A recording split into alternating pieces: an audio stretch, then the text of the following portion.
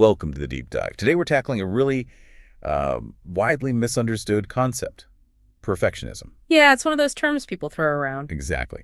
And we want to move past that surface idea of just being a successful overachiever.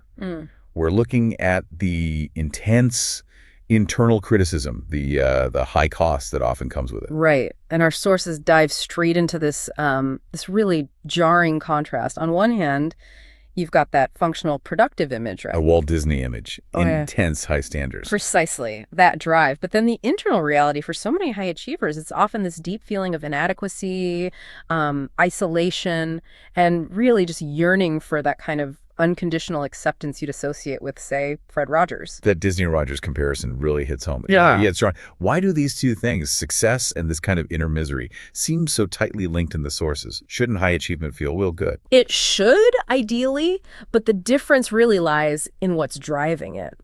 Perfectionism, the term itself, is kind of a misnomer. It's not fundamentally about achieving perfection. It's almost always about never feeling good enough. Okay.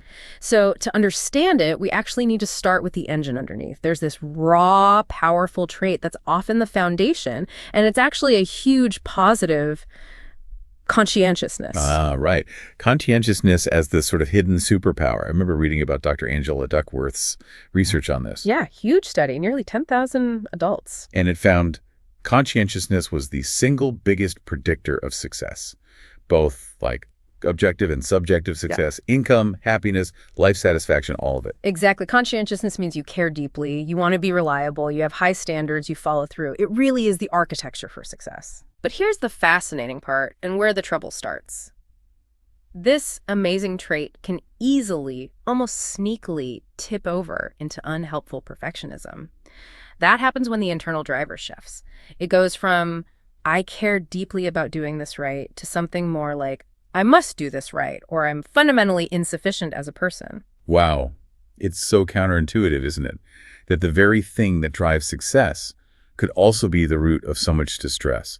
So when does that, dedicated striving cross the line into something damaging, what the researchers call maladaptive perfectionism? Well, Dr. Shafran Cooper and Fairburn offer a really clear definition. They say clinical perfectionism emerges when we keep pushing, keep striving, despite clear adverse consequences. Okay. The metaphor they use is like hammering away at the nail long after we smashed our thumb. You just keep going even though it's hurting you. And it really boils down to two core interconnected elements that define this clinical type. Right. What are those key components then? What takes us out of just healthy striving? Okay, so the first one is a hypercritical self-relationship. You're relentlessly focused on flaws. You are absolutely your own toughest critic. But what's really insidious here, the tricky part, is the moving goalpost.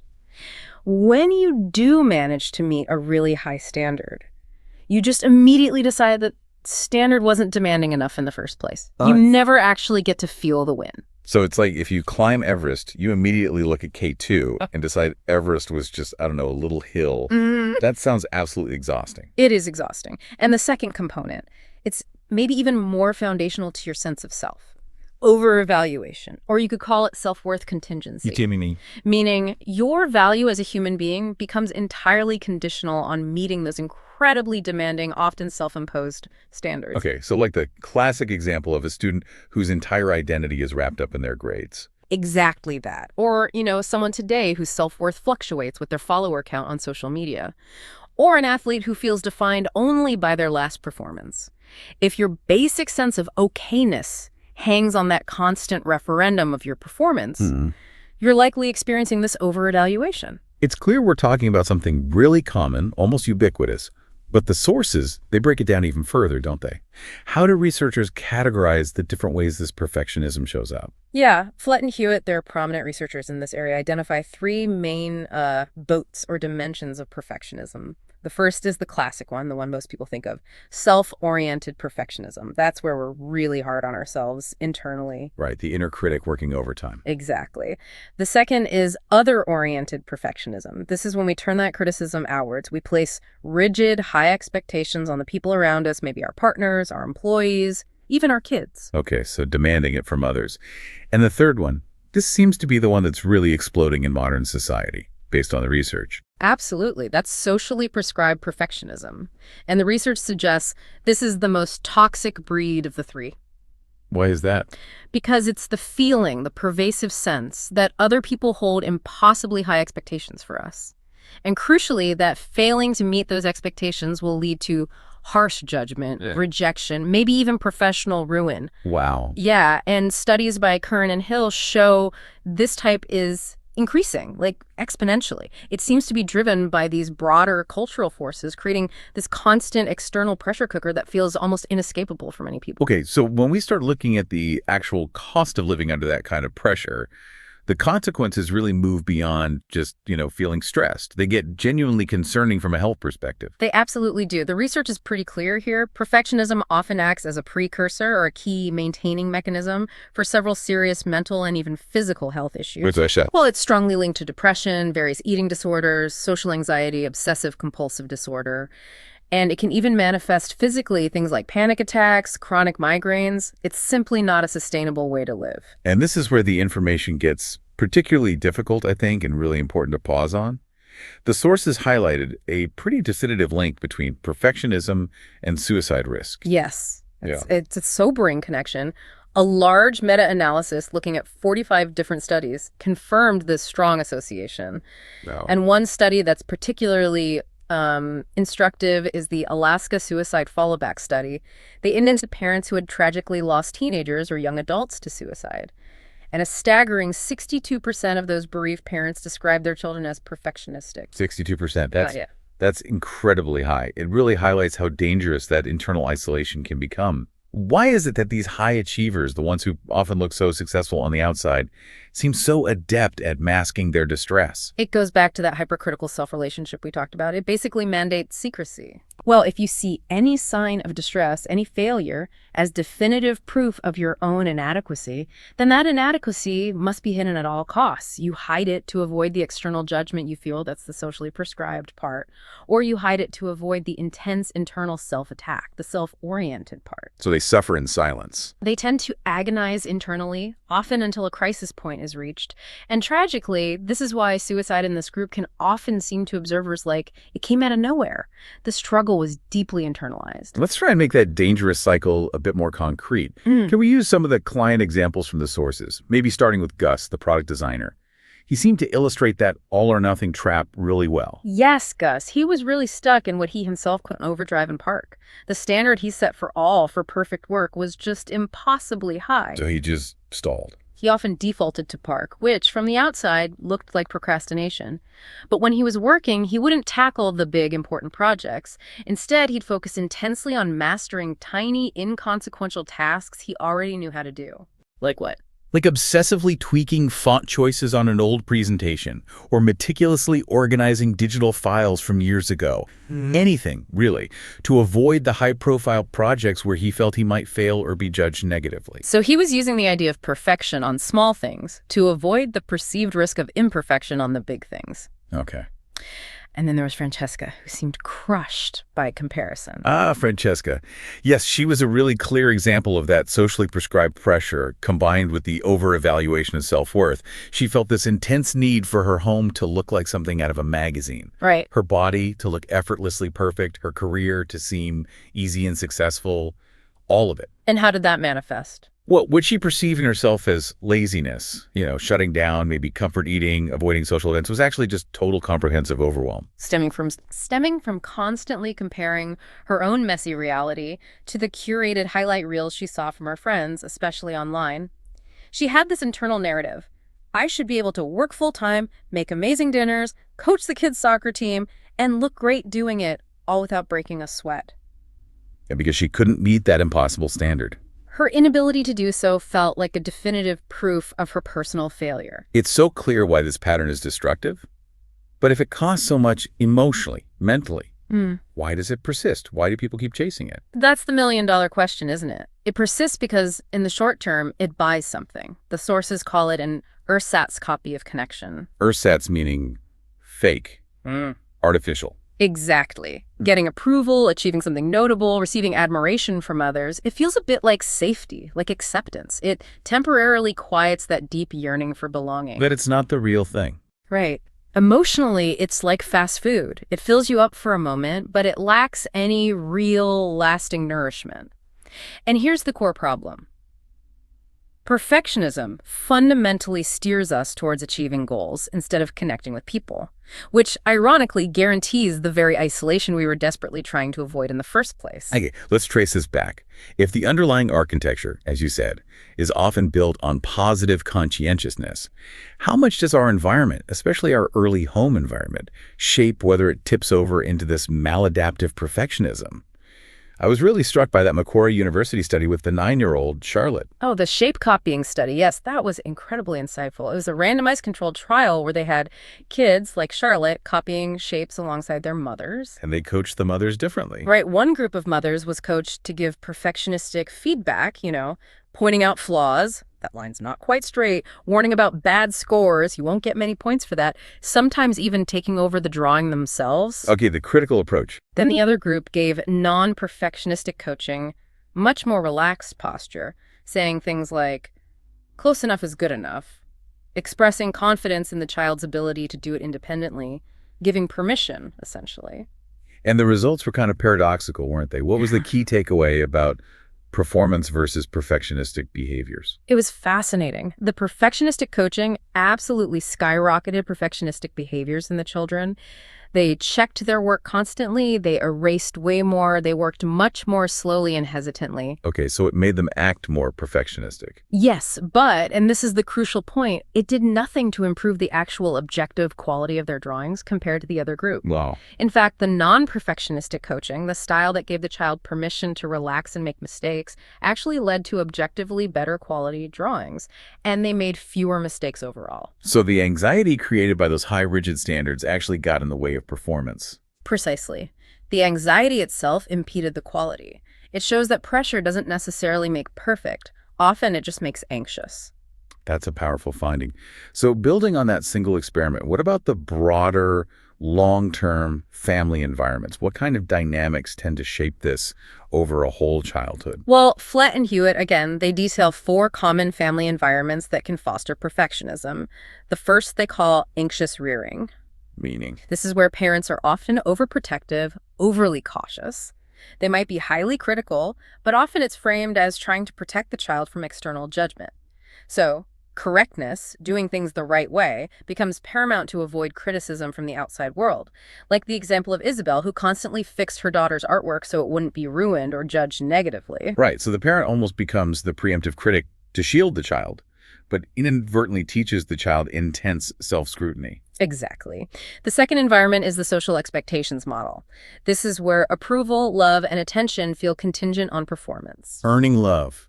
Essentially, yes. It's earned through getting good grades, behaving perfectly, or possessing certain attributes, being the smart one, the pretty one, the athletic one. The example given was Milo, whose parents explicitly rewarded A's and B's, and whose dad subtly pushed this message of, whatever you do, you have to be the best at it. It directly links performance to personal worth and belonging in the family. Okay. The third one seems rooted more in trauma or chaos. Yes, that's the social reaction model. When children grow up in highly unstable, chaotic, or even abusive environments, think addiction, severe conflict, neglect, they often desperately seek a sense of control in the few areas they can manage. Like what? Often it's things like their grades, maybe their body size or eating habits, or becoming hyper-obedient. It's a survival mechanism, an attempt to create predictability and safety in an uncontrollable world. The example was Katie, who endured abuse from her stepmom and became incredibly deferential and perfectly behaved, trying to minimize the harm by controlling her own actions. That's heartbreaking. And the fourth model? Is it just seeing it? Pretty much. The social learning model. This is where perfectionism is simply modeled by parents who are themselves high-achieving, hyper-disciplined, perhaps critical. The child learns that this is the normal way to be. Right. But we absolutely have to add a layer here, especially regarding the social learning and social expectations models. For children from marginalized groups, this drive can be amplified. The source mentioned Dion, whose mother explicitly told him, "You have to be twice as good to get half as far." In that context, the perfectionistic drive isn't just learned, it's a rational, understandable, almost necessary reaction to systemic prejudice. It's about proving worth in a world designed to question it. That's a crucial distinction. So moving beyond the family unit, it's clear that our broader modern Western culture is playing a huge role, especially in accelerating that socially prescribed version, the feeling of external pressure. What are the key cultural elements the sources point to? They identified 5 major drivers that seem to be fueling this rise. First, there's just this pervasive culture of evaluation. We are constantly quantifying and comparing everything. Like you said, social media likes, star ratings on products, performance reviews at work, even those charts comparing your energy bill to your neighbors. Exactly. Your worth feels constantly measured and ranked. And that leads directly into the second driver, social media itself. The post-2005 explosion. Right. Levels of socially prescribed perfectionism really started to climb sharply around the time Facebook and YouTube launched. The issue isn't necessarily the platforms inherently, but the culture they foster, the endless curated highlight reel. Comparing your behind-the-scenes mess to everyone else's curated perfection. Precisely. People compare their ordinary, complex, messy lives to these impossible, often staged versions presented online, and inevitably feel inadequate. Okay. What's the third cultural driver? It's the insidious cultural mandate to live your best life. Which sounds positive on the surface. It sounds positive, but the implication is that just being yourself, living an ordinary life, is somehow insufficient. You must be optimizing, achieving, experiencing peak moments constantly. Tied to this, expectations for major life achievements, like graduating college, soared. The expectation hit like 85% by the 2010s, while the actual reality stayed flat around 25%. That huge gap between cultural expectation and lived reality breeds chronic feelings of personal failure. Even when you might be doing perfectly okay by normal standards. Okay, number 4. This one's maybe an unintended consequence of the positive psychology movement, the pervasive don't worry, be happy ethos. How did that contribute? By relentlessly emphasizing positivity, our culture has inadvertently created an intolerance for perfectly normal negative emotions. Many younger adults now interpret feeling sad, bored, anxious, or awkward, not as normal human experiences, but as a sign that something is very wrong with me. So feeling bad feels like a failure in itself. Exactly. And ironically, research shows that holding higher expectations for constant adult happiness actually correlates with greater unhappiness later in life around age 30. Wow. Okay, and the fifth driver brings us back to something we touched on earlier. Yes, systemic inequality. The real-world external pressures related to race, gender, sexuality, class, disability, etc., often compel individuals from marginalized groups to pursue perfectionism almost as a defensive strategy. To disprove stereotypes or just to get a fair shot? Both. It's about proving you deserve a seat at the table or actively working to counteract negative biases.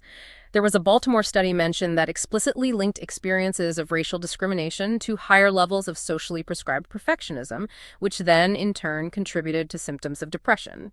The pressure is real and it has consequences. Okay, so we've painted a picture of this powerful engine conscientiousness getting tangled up with this really crushing burden of maladaptive perfectionism, fueled by both internal and external factors. But if that successful framework of conscientiousness is already built in, the goal isn't necessarily to tear everything down, right? It's more like renovating the internal operating system. That's a great way to put it, exactly. And there's this hopeful paradox found in research from Trinity Western University. They tracked older adults over time. And they found that those who scored high on perfectionism measures were actually more likely to die during the study period. And here's the hopeful part. Those high in conscientiousness were less likely to die. So the underlying positive trait is protective, while the maladaptive expression is harmful. Precisely. The architecture for success, for well-being even, is often already there.